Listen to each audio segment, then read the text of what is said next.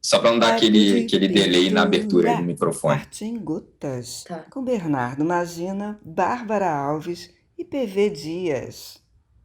Salve, salve, galera. Aqui Bernardo Magina. E a PV Dias. E Bárbara Alves. Estamos aqui para o terceiro episódio do Papo de Pintura. As duas edições primeiras estão disponíveis no YouTube e no Spotify. E seria bacana se vocês também pudessem seguir a gente por lá, ativar o sininho, como diz, né? Para que vocês possam receber sempre em primeira mão o conteúdo que for postado. Quinzenalmente às quintas. Pedimos desculpa essa semana por algumas questões de logística e horários. O programa não está sendo lançado na quinta, está indo ao ar na segunda. E, enfim, na semana que vem a gente volta, daqui a 2 semanas, na verdade, a gente volta com o nosso horário tradicional e com uma entrevista, né? Nossa primeira entrevistada, que já a gente anuncia para vocês, já está acertado aqui. Mas vamos aqui começar o terceiro episódio, né? Que é sobre a pintura e a sua relação histórica com a fotografia. Então, nós vamos tentar abordar alguns aspectos disso, né? Não só a relação histórica, mas também as possibilidades, pensar o que está acontecendo no presente, possibilidades de futuro. E eu queria ouvir, né, antes da gente fazer uma abordagem mais histórica do assunto, né, já que o tema é essa relação histórica, né, entre esses dois meios, eu queria ouvir dos dois qual a relação que vocês têm com a fotografia. Né? Eu acho que isso é um começo bacana assim, para a gente começar o nosso programa hoje, e depois a gente fala um pouquinho desse caráter histórico e todas as outras coisas que a gente também imaginou aqui como pauta para debater aqui para os nossos ouvintes. Eu posso começar? Pois é, eu sou comunicólogo, né? Sou formado em comunicação social, né? Para publicidade. A minha pesquisa na época, assim, da dissertação, né? Que depois mudou muito. Hoje em dia, assim, sabe, eu acho que eu faria de outra forma, mas tinha a ver com fotografia, né? Eu pesquisava a construção da paisagem de Belém, não a construção da paisagem, mas uma paisagem específica de Belém, né? A partir de um olhar fotográfico. Daí eu pegava Benjamin, fazia todo um trabalho mais acadêmico sobre fotografia. E hoje em dia, na dissertação também, eu estudo ciências sociais e eu estudo uma fotógrafa, né? Que é a Nay Jinx, uma fotógrafa paraense, enfim, incrível também. E eu estudo a construção da paisagem do Ver-o-Peso a partir da fotografia da Nay, assim, e a relação que ela tem ali com aquelas pessoas, com os passantes, com a paisagem, com os registros que ela faz, né? Eu gosto muito da fotografia, apesar de não... E tenho trabalhos com foto também, né? Eu sou artista, então tenho trabalhos meus que são intervenções sobre foto, e eu utilizo suporte, eu gosto de pensar sobre isso também. E, enfim, assim, acho que a relação com a fotografia veio assim, desde a época da universidade, lá em 2012, e até hoje está bem presente na minha vida, tanto nos meus trabalhos quanto na minha pesquisa acadêmica, né? Eu, particularmente, não me acho um fotógrafo bom, assim, não sei se daqui a alguns anos eu vou querer fazer trabalho só com foto, talvez esse não vai ser uma fala boa, mas eu não gosto muito das minhas fotos só por elas, assim, eu gosto de intervenção, de outras coisas do gênero, mas eu gosto muito da ideia de fotografia e de pensar o mundo a partir da fotografia também, né? E essa é um pouquinho da minha história, assim, com essa técnica, com esse suporte, enfim, com essa tecnologia. E a sua, Bárbara? Conta pra gente. A minha relação com fotografia, primordialmente, é muito afetiva, porque eu sempre lembro, assim, dos álbuns de família, de momentos históricos da minha vida, assim. Então, sempre, por exemplo, o meu batismo, tá todo registrado em fotografia, tipo, esses momentos familiares, esses momentos, assim, da minha infância estão sempre em fotografia. Então, eu tenho esse contato muito afetivo com essa mídia. E aí, outro contato que eu tenho, outra relação, assim, que eu tenho, foi uma que eu desenvolvi na faculdade, que foi estudando fotojornalismo, que já aí eu já vou para uma pegada mais de documentar, de entender a realidade e de ter a fotografia como esse instrumento visual de entender as coisas a partir de um olhar de um artista. E aí eu acho que daí já dá para pegar um pouco da relação da fotografia com a pintura. mas as minhas relações, assim, com a fotografia é afetiva, assim, por causa desse registro familiar e desse contato primário que eu tive, assim, com essa mídia, e também com fotojornalismo, que já vai para uma parte mais documental de entendimento da realidade. Bernardo, tem algum momento assim que tu passou a fotografia na tua vida? Tu que é muito da pintura e também é comunicólogo, mas imagina como é que se dá essa relação assim? Eu tenho uma relação com a fotografia que eu acho interessante, assim, menos dentro do meu processo artístico em si, não que ela não participe de alguma forma, mas eu acho que ela está menos presente desse modo, e mais na minha formação também. Eu me senti muito contemplado pela fala de vocês dois, assim, consegui encontrar pontos de contato com a minha história pessoal, assim, né? Uma das aulas que eu mais gostei na faculdade, assim, um professor que eu tenho um carinho muito grande, assim, que é o Dante Gastaldoni, né, que é professor de fotojornalismo da Escola de Comunicação da FRJ, e, cara, assim, é um cara incrível, que abriu muito a minha cabeça na época da faculdade. Eu lembro dessas aulas, assim, cara, foram talvez foi realmente uma das melhores aulas que eu tive, assim, na FRJ, foi com o Dante.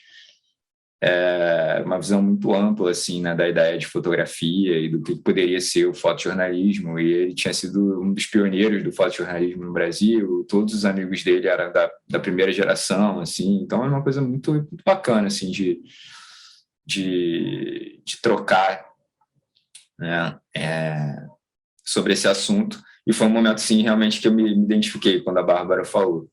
Mas eu acho que mais do que isso, assim, né, eu acho que a ideia da fotografia, como eu estava dizendo, né, na faculdade de comunicação foi também um diferencial para mim, porque você estuda outros aspectos da fotografia, né, para além da própria aula do Dante, né, acho que quase todas as cadeiras vão fazer algum tipo de abordagem, né, seja a antropologia, a sociologia, né, as possíveis leituras simbólicas das imagens, né, essa construção das alegorias, né, porque as fotografias, a gente vai entrar sempre nesse debate, né, da questão do real, do que é real, do que é construído, né? Porque o senso comum tem uma ideia de fotografia como um igual ao real, né? É uma equivalência da realidade, né? Inclusive, a própria justiça usa imagens como provas de crimes, por exemplo, né? Agora a gente está tendo um caso um pouco absurdo que tem acontecido recentemente, né? Uns casos, né? Da identificação de possíveis crimes cometidos, né, ou seja, dos possíveis criminosos, através de fotos de redes sociais, né, aquilo que tem levado a prisões injustas de uma série de majoritariamente negros, né. Isso também é uma coisa que a gente tem que se perguntar, o poder da imagem nesse sentido, né, até que ponto a imagem corresponde de fato ao real, porque aquilo ali não é muito, nesses casos especificamente, não poderiam nem ser provas, porque não foram crimes cometidos por essas pessoas, né?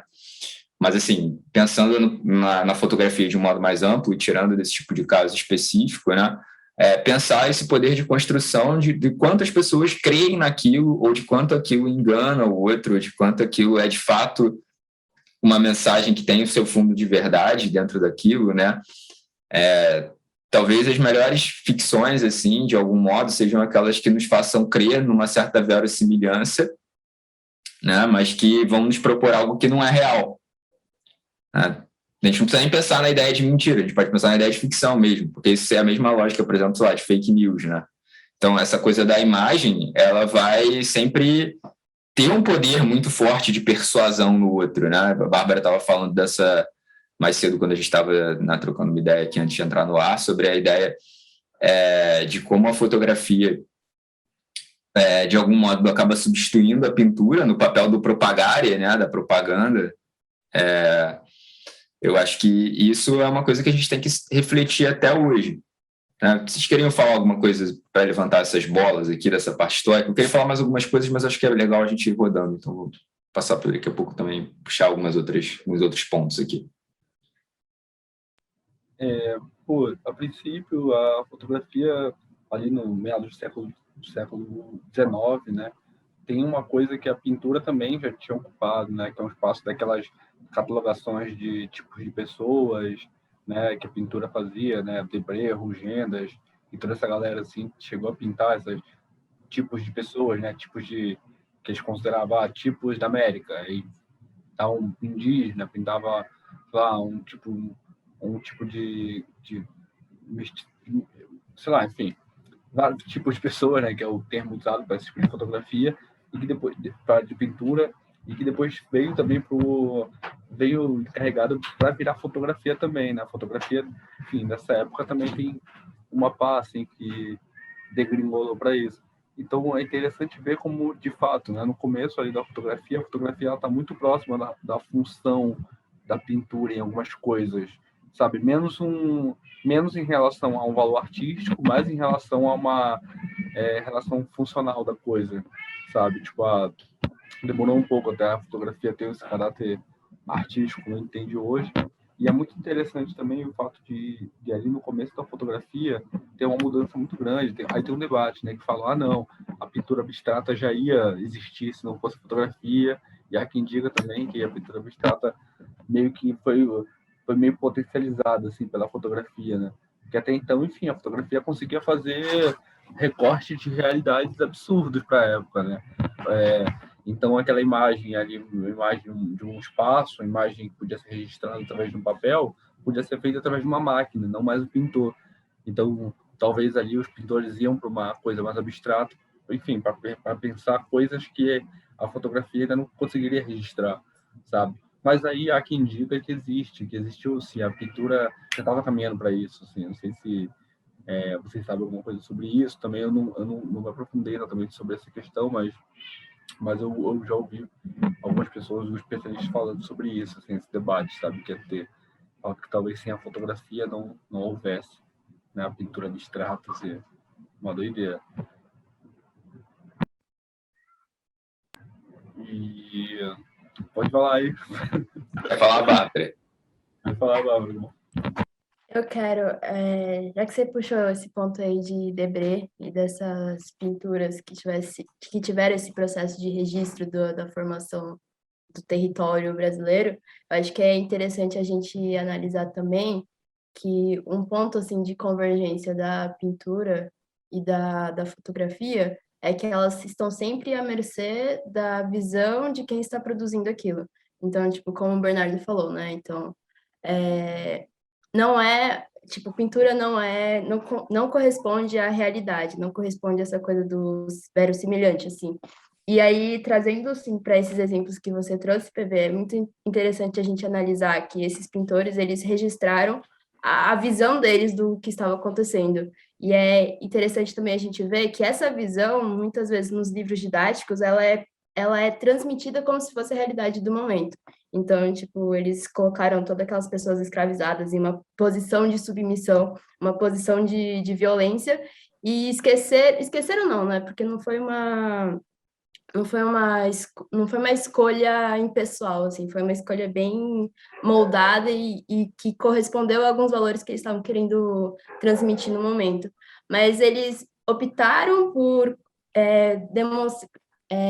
registrar aquelas pessoas naquela posição de violência, de submissão, ao mesmo tempo que eles esconderam todos os processos de resistência, todas as lutas e todas as formas de organização que essas pessoas tiveram, assim. Então, eu acho interessante a gente analisar esse ponto, assim, tipo, como a fotografia, a pintura, elas estão muito ligadas a esse papel, assim, da pessoa que está por trás, e como essa parte é interessante, tipo, a gente analisar e não cair nesses contos até para não corresponder a certas narrativas que são impostas a nós.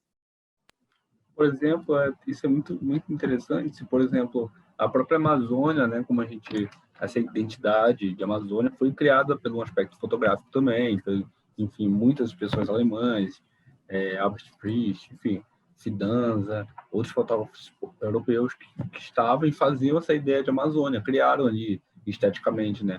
Então, por exemplo, pegava os indígenas de uma etnia, misturavam roupas com outras, pegava, botava no estúdio, faziam outra coisa e meio que criaram ali uma estética que só eles entendiam e para vender ali como uma imagem daquele espaço, né? E enfim, era uma época também isso, né? Que se hoje em dia talvez a gente já tenha uma relação mais crítica com a imagem, de não entender a imagem como uma recorte da realidade, né? Ainda, tipo, a gente consegue entender, mas isso de uma análise um pouco mais crítica, assim, mas a ideia é muito... naquela época era de fato, né? Era um recorte da realidade puro, né? Enfim, pelo entendimento ali que se fazia daquela nova tecnologia.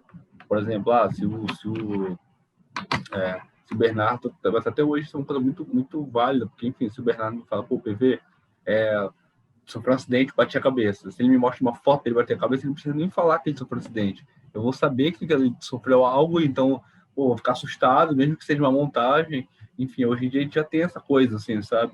E por isso que eu acho interessante, né, quando a gente tem hoje em dia trabalhos de arte que repensam a ideia da própria fotografia, que através da fotografia criam novos ambientes, porque joga com um pouco disso, né? Joga com um pouco da nossa ideia de realidade representada, né? De paisagem representada. Quando a gente vê uma fotomontagem, uma inserção, uma coisa ali intervindo com a fotografia, a gente brinca com esse nosso senso de realidade, né? Com esse ambiente que a gente vê à nossa volta. Eu acho muito foda, assim, tipo, sempre fico pensando sobre isso, assim. E, enfim, eu acho que eu ia perguntar pro Bernardo também se tu vê, tipo assim, porque para mim a fotografia é um recurso fundamental para o trabalho que eu faço também como pintor, né? E tipo, eu vejo que vários outros amigos também fazem, tipo, não, para não ficar tipo, eu faço, não sei o que, mas vários amigos fazem, amigas fazem, né? Tem um pouco dessa questão de pintar o que é fotografável e fotografar algo para pintar e tal. E eu queria saber, assim, não sei se o Bernardo podia me falar um pouco, sei lá, se isso já foi isso é uma coisa muito atual, se ele sabe se isso é uma coisa muito atual, se tu achas que já foi uma coisa muito mais antiga, né? Porque tinham aquelas projeções, né, nas paredes, através dos furos e tal, que ampliavam as paredes, tipo um projetor, né, e as pessoas pintavam ali. Mas eu queria saber se tu sabe se essa relação da fotografia com a pintura já foi, se ela é um pouco mais antiga, sei lá. Você está falando o quê? Do artista usar como modelo uma fotografia? Sim. Não, isso daí já tem uma Muito antigo. adaptação bem mais antiga, né? Eu acho que assim, o que eu acho que é interessante da gente pensar nisso aí que você está falando é a relação histórica mesmo entre os dois meios, né? De tipo, como um meio ao surgir afeta o outro, né? O Daguerre ele inventa a câmera fotográfica em 1834, e a geração de pintores que está nascendo logo depois ali, Cézanne acho que é 1839, Monet 1840, né? Então, no geral, os impressionistas estão nascendo junto com a câmera fotográfica, né? E aí o trabalho deles ali, só um parênteses, Cézanne eu não considero um impressionista, mas era um contemporâneo deles, né? O trabalho deles, eu acho que tem uma relação muito íntima com esses aspectos que vocês levantaram, né? O primeiro é a relação com a paisagem, né? Acho que eles têm ali uma ideia de construir uma relação com a paisagem muito forte, mas mais do que isso, né? Uma ideia de fazer uma mediação com a realidade, porque eles estão ali rompendo com os cânones da Renascença naquele momento, né? Acho que a partir do Manet, da Olímpia do Manet, que fica datado isso, mas é um momento assim de ruptura que eu acho bem, bem interessante, assim, né? Porque ali a gente ainda não tem uma ideia de abstração, como você tá colocando, uma ideia clara de abstração, embora ele comece a abstrair no sentido da gente entender como elementos abstratos que compõem uma imagem. Então, a imagem já não quer mais, a partir daquele momento, se passar exatamente, né, como a representação mais fiel possível do real. Ela abre mão da técnica nesse sentido, né, porque a técnica acaba sendo usada num outro sentido na maioria dos impressionistas, de fazer o mesmo movimento que a fotografia faz. O que a fotografia faz? Ela congela o tempo e o espaço, né? Essa é a proposta de pintura dos impressionistas, congelar o tempo e o espaço, né? Daí o Monet tem, por exemplo, aquela série de quadros das catedrais de Rouen, né, na França, em que ele pinta 10 da manhã, 11 da manhã, meio-dia, 1 hora da tarde, como se fossem fotografias daquilo ali. E aí ele tenta chegar nas cores, que são as cores que ele está vendo naquele momento, como se ele estivesse congelando aquele momento. Mesmo que aquele momento ele esteja ali simulando a ideia de um movimento, né, das cores no espaço. Mas é uma ideia, né, de congelar aquele momento. Né? E eu acho interessante que o Cézanne, por exemplo, está se propondo a fazer o oposto. Né? O Cézanne está se propondo a lidar com o olhar binocular, né? Com o olhar humano, que é a visão com os dois olhos. Né? Então, para isso, é um olhar contínuo, não é um olhar em que ele tenta congelar o tempo e o espaço. Se fosse para fazer uma analogia, seria algo mais fílmico, né, nesse aspecto, porque está tentando buscar uma certa continuidade do olhar, né, porque a gente não tem no nosso modus operandi da vida, né, do dia a dia, um corte entre trechos, né, como se fosse um filme. A gente vive como se fosse um plano sequência direto. Né? Então, a pintura do Cézanne, ela tenta ir por esse caminho, né, de como seria você diante, de fato, do modelo que ele está usando ali, e isso ser um contínuo, né, uma observação, que vai exigir um tempo de observação, e não uma tentativa de congelar o tempo. Eu acho que o grande lance aqui é essa relação que a fotografia tem com o congelamento do tempo e espaço. E que isso que vai desdobrar, eu acho que para outras questões, né? Porque acredito eu que os movimentos ali em sequência, né? Isso é porque você fez algumas perguntas. Você fez uma pergunta antes da fala da Bárbara e outra depois da Bárbara, tentando juntar tudo numa resposta só. Mas já para passar a bola para vocês, né?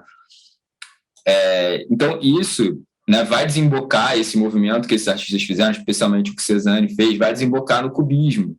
E logo após o cubismo, né, que a gente tem ali as primeiras datações das abstrações, né, aqui no Ocidente, né, dentro do que a gente está entendendo como história da arte ocidental aqui.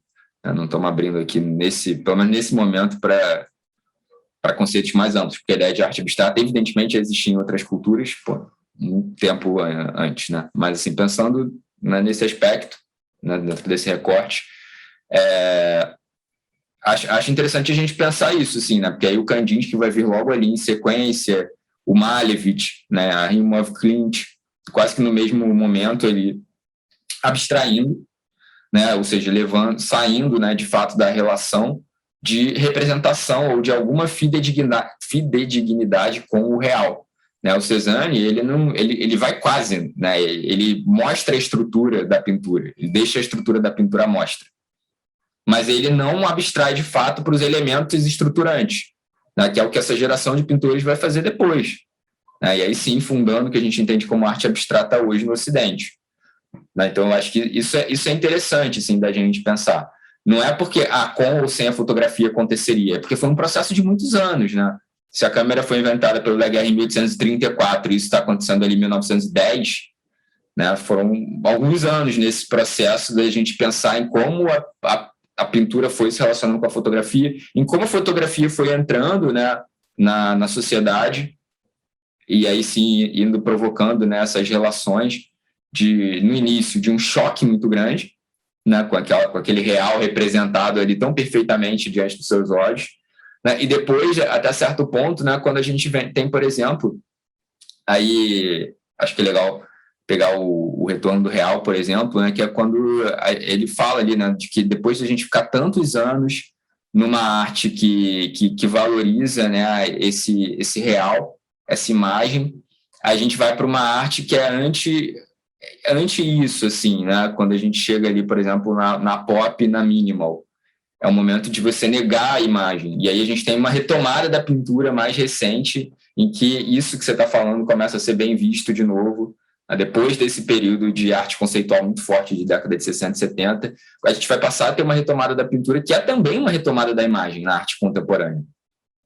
Né? Então, acho que dessa maneira dá para responder as suas duas perguntas, porque eu acho que isso está ligado com a relação de chegada da fotografia no mundo, né, no mundo e no mundo artístico, evidentemente, né, e essa linha do tempo, que não é uma linha do tempo curta. Por isso eu peço até desculpa de ter ficado falando um pouquinho a mais, você sabe que eu não curto isso, curto passar a bola, mas para responder isso que você falou, eu acho que eu precisava fazer essa linhazinha do tempo, por mais que ela tenha pulado muita coisa aqui, né, mas para a gente entender que são vários movimentos que estão acontecendo, né, e esses movimentos têm várias reverberações outras que a gente não, que aí sim que eu acho que é o grande lance, né, da gente estar aqui debatendo, né, que são as várias questões que a gente inclusive listou, que vão ser influenciadas por isso, né.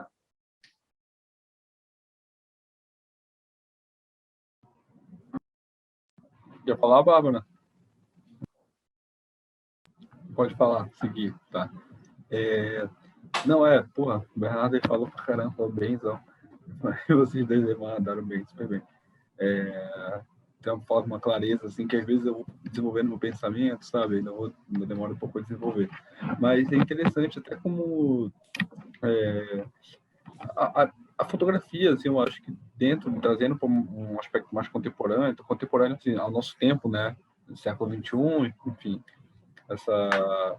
onde a gente está vivendo hoje em dia, assim, é interessante ver até que, por exemplo, a relação de fotografia com o cenário de arte, ainda é meio de arte visual, ainda parece muito separada, talvez, tipo, igual o próprio cenário de grafite, que é muito doido, né? Tipo, o cenário do grafite, parece que existe a galera do grafite e as pessoas da fotografia, né?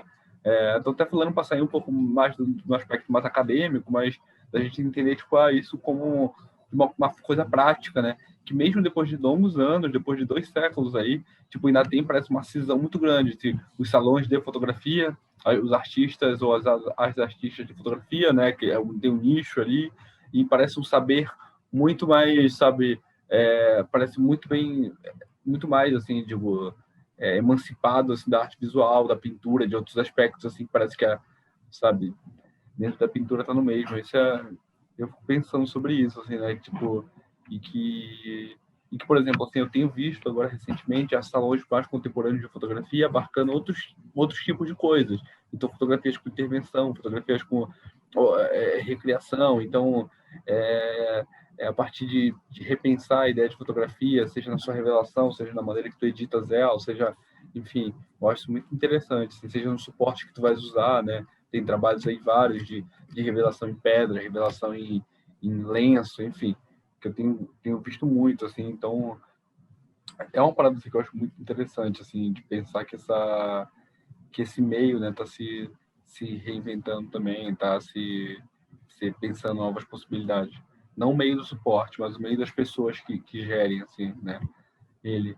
E, enfim, assim, tô divagando assim, para falar, mas é basicamente isso que eu queria destacar, assim, essa relação da fotografia mais atual, assim, com o nosso cenário. Pô, por sinal, aliás, há trabalhos que mexem com essa coisa e pensam em fotografia, pintura, enfim, através de edição, né? Eu lembrei até do trabalho do Thiago Cadete, né, que é um artista português, que ele tem um trabalho onde ele altera uma imagem, acho que aquela primeira imagem do Brasil, tipo, a chegada dos portugueses, né, a primeira pintura, então ele pega aquela imagem lá e apaga no Photoshop, sabe, o barco dos portugueses, assim, a nau, não sei o nome daquele tipo de barco, né, e fica só a pintura, como se fosse pintura, só que ao mesmo tempo é impresso em papel de fotografia, então é uma fotografia, assim, tipo, é muito interessante. Eu fico criando esses trabalhos hoje em dia que pensam nos esportes, assim, sabe? Tipo, e é muito interessante que isso tenha acontecido, né?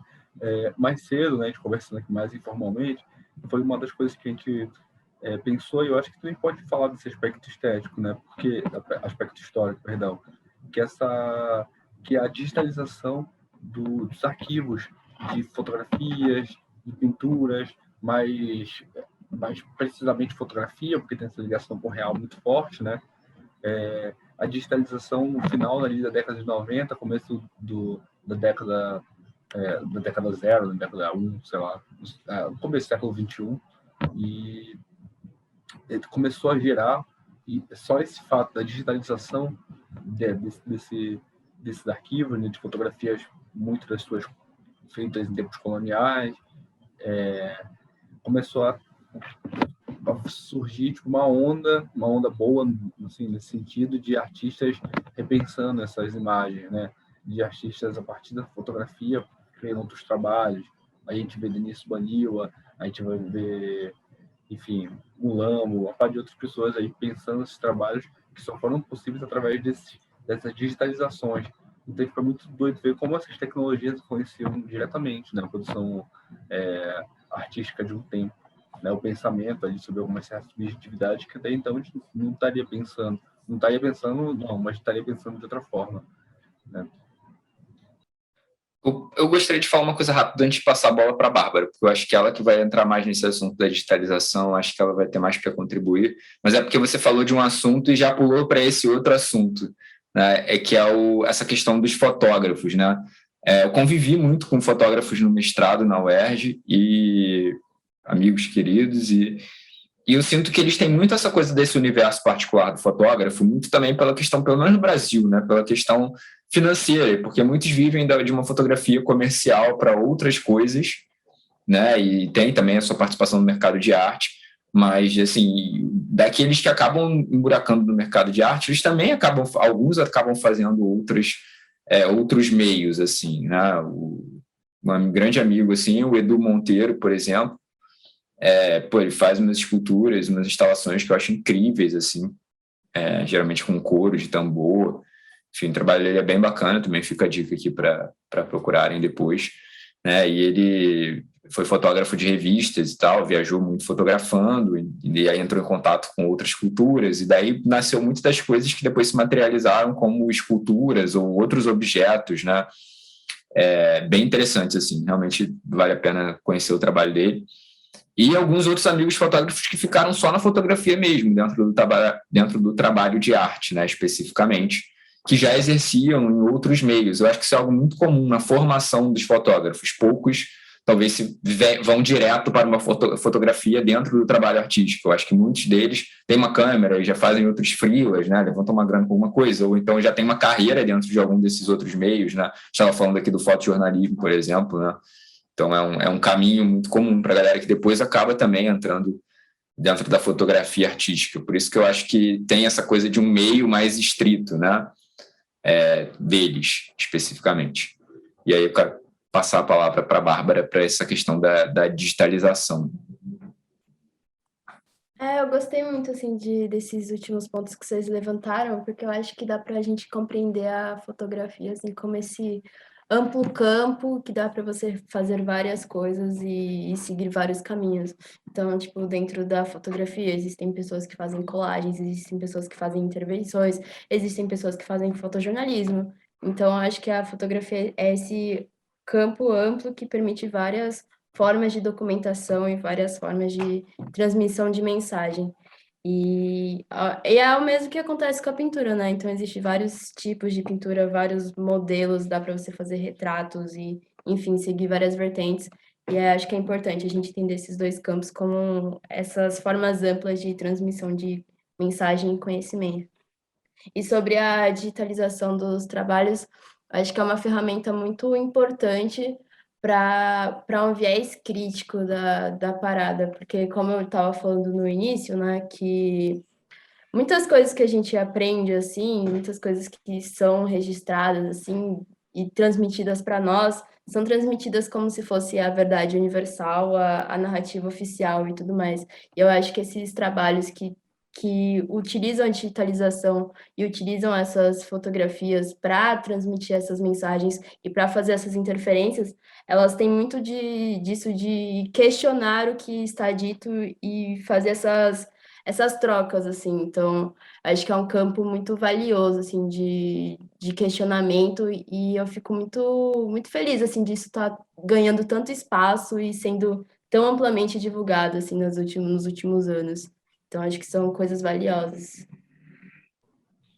Pô, eu acho interessante também essa ideia né, a fotografia, tipo, por exemplo, eu tenho várias referências também fotógrafos, sei lá, tem a Duda Santana de Belém, a própria Nai Jinx, que isso influencia a foto, a maneira que o fotógrafo realiza o seu trabalho ali. Eu imagino que influencia também vários outros artistas, pintores, etc, a pensar o seu trabalho também. Então, isso é muito legal. Mais um suporte para se influenciar, né? Por exemplo, eu estava conversando com o Gustavo de Nazareno na SP Art, e ele falou para alguém, não lembro exatamente para quem, mas que numa conversa assim, sabe, que ele tinha muitas referências no trabalho dele de fotografia de moda. E daí, tipo assim, pô, se tu fores ver o trabalho de pintura dele, realmente tem muita referência de fotografia de moda, assim, enfim, em gestos, na composição, enfim, em outro tipo de coisa, assim, sabe? E é muito interessante como uma coisa mudou a outra, assim, sei lá, tipo, talvez a fotografia lá atrás né, no século XIX, mudou a pintura daquela época, é interessante ver como a fotografia hoje em dia também molda uma pintura dessa época, né? Então, por exemplo, eu tenho um amigo meu que também falou sobre um dia desse, né? Que ele estava falando, pô, Paulo, tipo, eu falo sobre memórias, só que as memórias que eu falo, eu não tenho muitas imagens dessas memórias. Então, eu vou muito de imagens midiáticas, né? Ele trabalha sobre migração japonesa no Brasil, a pintura dele, né? Tem uma coisa assim, uma pesquisa sobre isso. Então, ele vai atrás dessas imagens, porque ele não consegue mais ter fotos daquilo, ele não consegue ter imagens dos arquivos daquilo. Enfim, ele não tem memórias afetivas, memórias afetivas não, memórias visuais dos tios, dos avós. Então, ele vai muito para aquelas imagens midiáticas. Então, ele vai para o Google, ou livros, ou etc., e vai começar a pensar aquelas imagens para ele pintar também, né? E a partir daquelas imagens, ele repensa, até ele não só fazer aquelas imagens num amontoado de coisa, mas pensá-las da sua forma, assim, sabe? Então, só para dar uma dica, né, sobre a questão da digitalização de arquivos, a digitalização da Hemeroteca Nacional eu acho muito interessante, assim, porque tem tem os jornais, né, produzidos no Brasil todos lá, registrados, então tem imagens, né, dos jornais e algumas fotos, né, de época, assim, e, cara, são jornais bem antigos, assim, tem publicações, assim, em 1900, eu acho, então é bem interessante, assim, né, ver como é que a imagem vai sendo usada, a ideia da fotografia, né, dentro desse lance de passar a verdade num jornal, né, ou a verdade entre aspas que seja, mas registrar o momento, né, ter esse sentido documental, assim, e ver as releituras também dos artistas, né, possíveis diante disso. Não só as releituras também, mas como a fotografia pode entrar dentro do processo, né? Às vezes a gente tem a ideia hoje na arte contemporânea também, né, dessa coisa mais como o artista como um DJ, né, como um editor ali mesmo. Então ele vai selecionando esses fragmentos e criando uma nova memória, criando um novo espaço, criando uma nova paisagem, uma nova alegoria. Né? Ele usa aquele fundo de verdade da fotografia como uma base, né, e consegue propor outras coisas. Eu acho isso uma possibilidade assim, incrível que acontece hoje. Eu acho que a fotografia ela também acaba implicando, né, essa coisa que você comentou, né, PV, assim, de você usar uma base fotográfica para pintar. Eu acho que é uma coisa assim que tem prós e contras no processo do artista. Eu acho que para alguns processos faz muito sentido e é isso aí mesmo. Eu acho que em outros processos isso pode atrapalhar o que o artista está fazendo também, mas isso eu acho que é uma coisa pessoal de cada um, porque eu acho que não tem uma questão proibitiva de se deve ou não deve, mas eu acho que o artista tem que ter muita consciência, por exemplo, da relação que ele tem com o pincel, com o gesto, né? O que interessa para ele ali de fato daquela fotografia dentro do trabalho, né? Como é que ele vai elaborar aquilo, né? E também pensar a fotografia como etapas, né? Quando eu comecei a trabalhar como assistente do Orlando Molica, né? Que foi meu mentor lá no Parque Lage, meu mestre, quando eu cheguei no ateliê dele, o meu primeiro trabalho com ele era sentar no computador e editar umas imagens no Photoshop que iam ser impressas em tela para ele pintar por cima, né? Então, era uma primeira pintura já no computador, linkando imagens que não tinham nada a ver com uma lógica de colagem, né? Produzindo um novo sentido, que ainda aí viriam a receber uma última camada de pintura dele, né? Então, era um processo em que a fotografia e a pintura iam se misturando no durante, né? Eram etapas ali que iam acontecendo, porque, desculpa, eu pulei uma etapa, começava assim, ele montava uma primeira edição, imprimia em papel, entrava com pastel oleoso por cima, fotografava de novo, ia para o computador, editava de novo e aí sim imprimia em tela, né? E aí pintava de novo por cima da tela. Então, olha quantas camadas, né, de edição sobre a fotografia, né? Eu acho isso muito interessante, assim, Teve uma outra série que ele fez em cima de revistas também, né, a revista. Então, eu aprendi muito, assim, quando eu estava começando, assim, né, como assistente dele, ali vendo o artista já trabalhando com essa relação de fotografia e pintura, eu acho que eu ainda nem consegui fazer isso como eu gostaria no meu próprio trabalho, por exemplo, né, já tenho poucas coisas embrionárias nesse sentido, que eu já fiz até algum tempo atrás, mas acabei indo por um outro caminho e tudo bem. Mas quando eu vivi aquele momento ali, eu fiquei com muita vontade de fazer coisas naquele caminho ali, porque realmente eu vi que era muito mais possibilidades do que eu imaginava a princípio, assim, né? Pô, é muito louco esse lance da hemeroteca, assim, porque é parte da pesquisa sobre arte, né, assim, todo começou aí lá, acho que alguns anos atrás, na hemeroteca da Biblioteca Nacional, né, que tá online, disponível aí, muito arquivo de jornal, assim, então também é interessante, jornal do século XIX, século XVIII, tem que ter um pouco de estômago, mas aí tá aí disponível para ver. Cara, comecei a ver isso porque minha avó lá no Pará disse que ela falou que quando a mãe dela morreu, ela tinha muitos anos de vida, segundo a minha avó, 130. Aí saiu no jornal, na mãe dela, na avó dela, e saiu no jornal, tipo, a vida invejável de fulano e tal, só que lá no interior. E eu comecei a falar, cara, será que saiu esse negócio no jornal? Vou procurar. Não, nunca achei isso. Só que daí eu comecei a descobrir que na hemeroteca dava para ver essas, né, tipo, ter essas notícias. E aí eu comecei a pirar nisso, assim, de pensar eu comecei a ver na época muitas fugas de pessoas, né? Então, fugas de pessoas escravizadas no Pará, e era a mesma época também que eu tinha começado a fazer leituras de pinturas, enfim, ali pinturas ditas coloniais, né? Enfim, aquelas pinturas que mostravam as pessoas escravizadas super pacíficas e não sei o que e tal. E daí eu falei, caralho, isso daí, tipo, essas fugas, esse tipo de coisa não era pintado, não era uma coisa documentada, sabe? Esse daqui, talvez a minha bisavó não tivesse saído de fato no jornal, mas saiu, poderia estar aí, que uma dessas fugas, poderia estar aqui. Então, sabe, aquilo foi muito interessante, assim, sabe? Eu começar a pensar as imagens, produção de imagem, né? Até porque naquela época eu não tinha acesso a foto, mas tinha acesso a pinturas. Hoje em dia eu tenho já acesso a algumas fotos, porque tem um outro site também, de um acervo chamado Brasiliana Fotográfica. Acho que é isso, Brasiliana Iconográfica. São dois acervos também públicos na internet, de fotografias e pinturas. Enfim, tem aí do século XVII, século XVIII, XIX, XX, brasileiras. E daí, pô, isso para mim influenciou muito, tipo, minha pintura, assim, a minha pesquisa, na verdade, né, do que eu estava fazendo. E, e é interessante também isso, né, pensar que, pô, por exemplo, hoje em dia eu trabalho, mesmo quando eu trabalho com fotos da minha família, pinturas da minha família, eu trabalho a partir de fotografia, né, e como o Bernardo disse, tipo, falou sobre esse processo do Orlando, né, para mim, quase tudo que eu vou pintar já, eu tenho eu faço algum esquema já no computador, que eu tento me guiar, assim, só que ao mesmo tempo, eu gosto de deixar muita coisa livre para eu ter minhas escolhas pictóricas mesmo na pintura, né?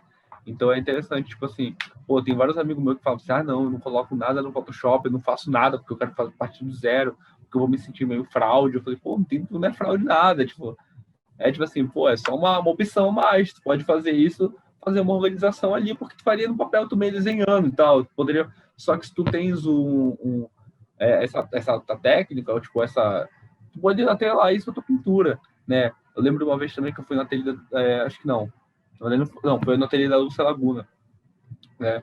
Aí eu tava conversando, né, com um colega também que é assistente de lá, e ele falando assim que, tipo, por exemplo, tipo, às vezes tem uma coisa aqui, a Lúcia, não, agora a gente vai pintar essa coisa assim, de cabeça para baixo, essa mesma coisa. Não, agora eu quero mudar isso. E daí ele falava assim, tipo assim, pô, as pessoas têm essa relação, mas tu tá pintando, tu é assistente, né?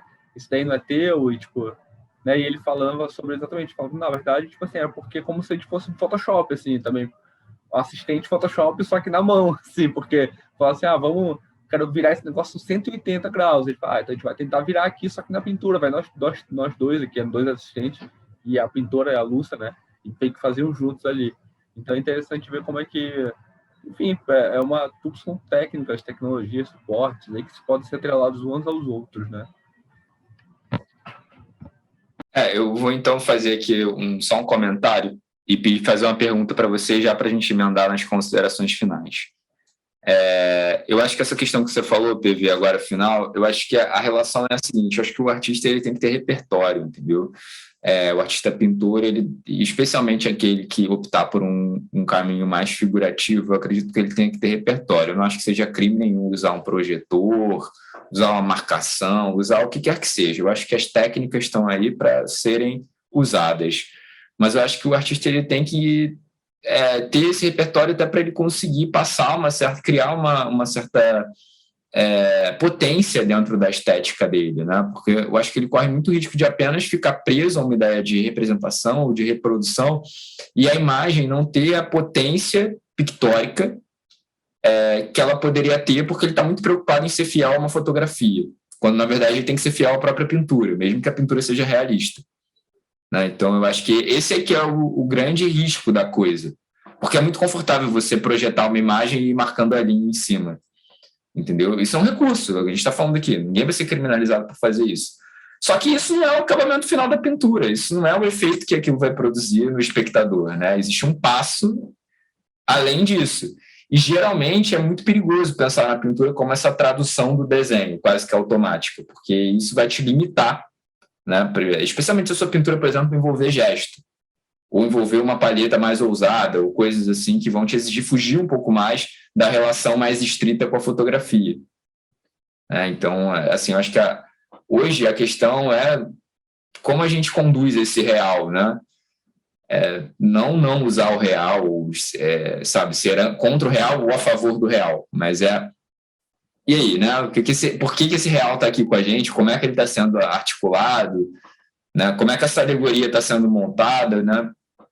Como é que essa proposição do artista está sendo montada? Eu acho que é isso que importa, assim, no final das contas, quando você hoje pensa na ideia do realismo, né? Ou dessa verossimilhança que a fotografia traz dentro da pintura, assim. Acho que é menos de qual é a técnica que o cara está usando e de ele consegue passar isso ou não, ou sabe, ter esse... E aí, né, se o cara não tem um outro treinamento que não seja passar o lápis por cima do projetor, vai complicar quando quiser, né, desdobrar isso em outros 500. Então, é a única ressalva que eu faço, porque eu acho que não tem que ter pudor nenhum de usar nenhuma técnica. E aí eu queria emendar, gente, né, como eu estava dizendo, falando um pouco mais de presente e futuro, então, assim, né, o que vocês esperam dessa relação, o que vocês acham que pode ser tendência, ou que... tendência no melhor sentido, né, não tendência do próximo verão, mas coisas que possam ir acontecendo, assim, cada vez mais, né. Eu acho que a gente está agora num momento de muita imagem circulando, como nunca antes na história, né.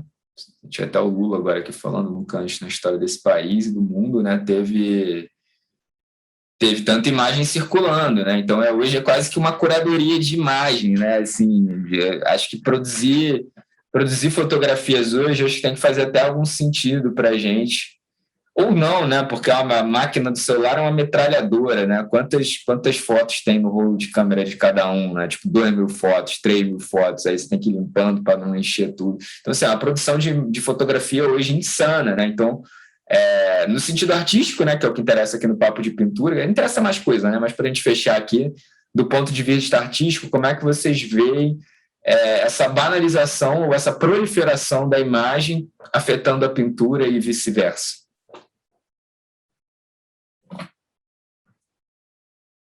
E depois a gente puxa considerações finais.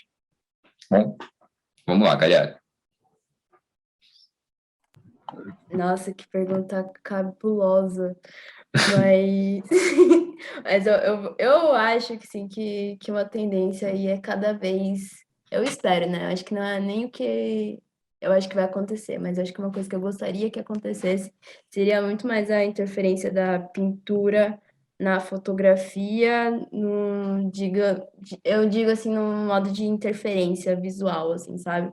Então, sei lá, tendo fotografias sendo tiradas e interferências pictóricas no meio disso. Eu acho que é um caminho muito interessante, assim, de se pensar. E aí posso trazer também para colagens e outras formas. É um caminho, assim, que eu acho muito interessante e muito amplo, assim, a ser explorado. Mas fala aí, PV, porque essa pergunta aí foi cabulosa, não sei nem pra onde ir. Cara, eu acho que assim, tem muita imagem, né? A gente está produzindo mais imagem ainda a todo momento, né? Eu adoro tirar foto de um monte de coisa e eu penso mais imagens que eu produzia há 3, 4 anos atrás, eu trago de novo para produzir outras coisas, sabe? cara, eu não sei, assim. Artística, é claro que fora da arte tem, sei lá, a questão de deepfake, a questão da pós-verdade, a questão de as outras paradas, assim, que eu acho aí, muito cabulosa, assim, sabe? De pensar de como vai se dar a relação da imagem daqui a algum tempo, né? Porque a imagem já mente muito, né? A imagem já tá mentindo demais, então eu fico com muito medo, assim, do que a gente vai ser usado as imagens para daqui a algum tempo, né? Mas mesmo com isso, eu tento achar que há possibilidades, né, de unir esse suporte, né, de unir esse modo de produzir, né? Porque, por exemplo, não, vou conversando outro dia até com a minha namorada sobre essa questão de como o desenho no projetor e desenho sem projetor, por exemplo, sabe? Como tem essa relação, tipo, o desenho assim, às vezes quando tu quer que o desenho faça parte de um processo muito específico de criação, tá mais solto, ou às vezes quando tu quer que o desenho seja mais, não, o que vai fazer, vai mudar tudo aqui vai ser a pintura, eu quero que o desenho seja uma marcação só para eu ter uma base ali para eu começar a pintar, começar, sabe? Eu acho que isso daí é uma questão, assim. Mas não só de imagem midiática, né? Eu acho que até hoje, na própria produção, se tu quiseres tirar uma foto, eu quero desenhar um homem pulando num rio. E fala, pô, Bernardo, tem uma foto aí de eu tá pulando no rio aí, posso pegar essa foto de referência, né? Tipo, a gente tem essa produção nossa, né, do celular. Né? A produção de imagem do celular, acho que, se eu não me engano, 80% de imagens tiradas, fotografias tiradas, foram tiradas no século XXI, tipo, agora. Acho que na década passada, se não me engano. Não sei, estou dando aqui um dado sem fonte, mas é porque eu li isso daí, acho que é um artigo da BBC e tal. Mas, enfim, só que o que mudou é que a gente, hoje em dia, popularizou muito quem tem acesso a essa produção de imagem, sabe? Então, acho que popularizou bastante, assim, não muito, mas popularizou, assim, no sentido de celulares, etc. E eu acho que isso influencia de alguma forma, assim, o jovem que está começando a desenhar, o jovem que está começando a pintar, sabe? E, assim, eu não sei muito o que tem, vai ser usado daqui para frente, mas eu quero só que eu acredito, né, que as pessoas devem usar livremente isso, porém sempre abrindo escolhas plásticas, né, escolhas que vão fazer sentido ali, porque senão não adianta usar uma fotomontagem ali para pintar a coisa, se não eu não tenho enfim, que eu não vá usar como pintura de fato, porque senão eu posso apresentar a fotomontagem como fotomontagem, não como pintura, né? Se eu não vou usar esse método também.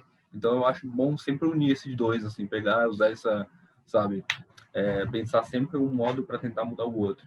E eu acho que para além disso é pensar a produção da imagem, né? Para pensar a produção de novos ambientes, produção de novos futuros, novos presentes, novas representações de lugares, de pessoas, de enfim, povos, etc. Assim. Pessoas e povos é ótimo, né? Mas pessoas, enfim, no geral, territórios. Então é isso, eu posso puxar a consideração final aqui também, né? Eu acho que já falei. E, pô, quero agradecer a todo mundo também que está acompanhando esse podcast que a gente tem feito aqui. Estamos tendo um retorno bem legal, assim, né? E estamos felizes, assim, de ter pessoas vindo falar com a gente, enfim, que estão assistindo, traçarem algumas críticas, enfim, conversarem, sugerirem, etc. Estamos bem felizes. E é isso, continue acompanhando, a gente está aí no Spotify, né? No YouTube também, para quem quer ver nossos lindos rostos. Mas é isso, assim, tamo junto. E uma boa noite para todo mundo. E no próximo episódio vai ter convidado aí especial. Não sei se pode falar, mas vai ter convidado especial, então fique ligado. Tá beleza? Valeu, tamo junto.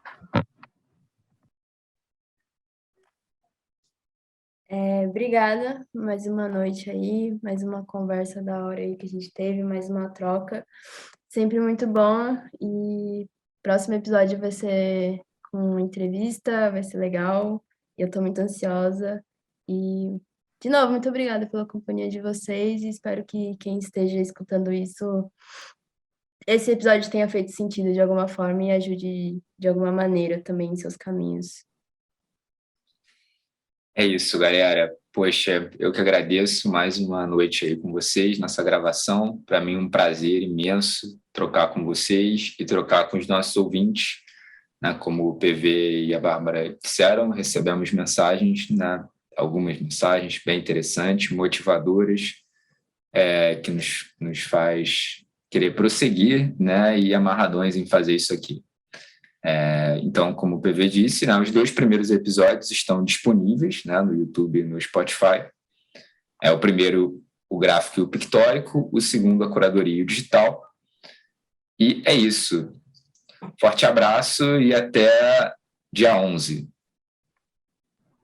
Só mais uma coisa, porque eu acho que vale também, eu queria sugerir as pessoas procurarem, quem quiser, né, procurar o trabalho de uma fotógrafa chamada Duda Santana, de Belém, e a Nay Jinx também, que são 2 fotógrafas muito boas lá de Belém. Quer deixar um nome, Bárbara? Quer deixar um nome aí de fotógrafo, só para encerrar? Cara, eu tenho nenhum em mente agora, viu? Perdão, falei na pesquisa hoje. Tudo bem, vou deixar de uma grande amiga minha, mas não vou deixar porque ela é grande amiga minha, não, mas é porque eu admiro o trabalho dela realmente, que é a Daniela Pauliello. Então, se quiser dar uma olhadinha lá. E é isso. Beijo grande, galera. Até a próxima.